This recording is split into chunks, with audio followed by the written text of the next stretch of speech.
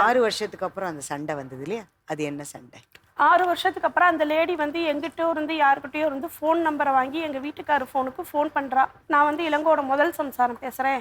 நான் என்ன நினச்சேன்னா, முதல் சம்சாரம்னு சொன்னால் யார் என்னன்னு தெரிஞ்சுக்கணும்னு நினைக்க மாட்டேங்கம்மாங்க. அப்போ அவள் யார் என்ன அப்படின்னு தெரிஞ்சுக்கிறதுக்காக அந்த லேடிக்கு நான் ஃபோன் பண்ணுறேன். நான் ஃபோன் பண்ணி நீ எங்கே இருக்கேன்னு சொன்னப்போ நான் ஈரோட்டில் இருக்கேன். அப்போ நான் வந்து உன்னை பார்க்குறேன் இரு அப்படின்னு சொல்லி நான் ஈரோட்டுக்கு நான் மட்டும் ஒத்தையாக போகிறேன்.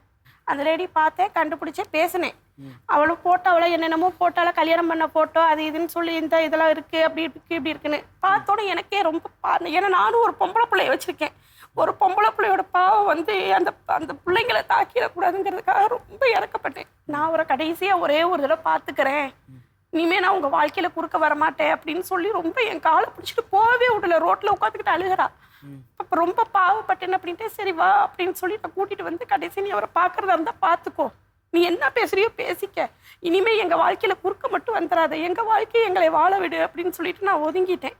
அப்போ வந்து பிள்ளைங்களை கொண்டு ஸ்கூலில் விட்டுட்டு வரேன் அப்படின்னு சொன்னதுக்கு பையனை வெளியே அமுச்சு விட்டுட்டு வீட்டுக்குள்ளேயே வந்து எங்கள் வீட்டுக்கார கட்டி பிடிச்சி நின்றுட்டு இருந்தப்போ நான் கதவை திறந்துட்டு போய் பார்த்துட்டேன். பார்த்தோன்னே எனக்கு கோவம் வந்துடுச்சு. பிடிச்ச அந்த லேடியை பிடிச்சி கண்ணா அப்படின்னா நான் அடிச்சுப்பட்டேன். எனக்கு கோவம் எவ்வளோ ஒரு கோவம் வருமோ அவ்வளோ கோவம் வந்துடுச்சு எனக்கு. சரி அடிச்சுட்டேன்.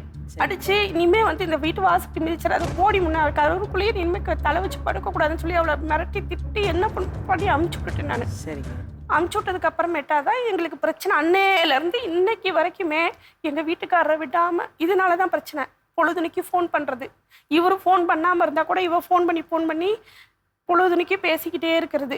ராணிங்கிறத யாருன்னு எங்களுக்கு தெரியாம தான் வச்சிருந்தேன். இந்த பிரச்சனைக்கு அப்புறம் தான் எங்கள் பிள்ளைங்களுக்கு தெரிய வந்துச்சு.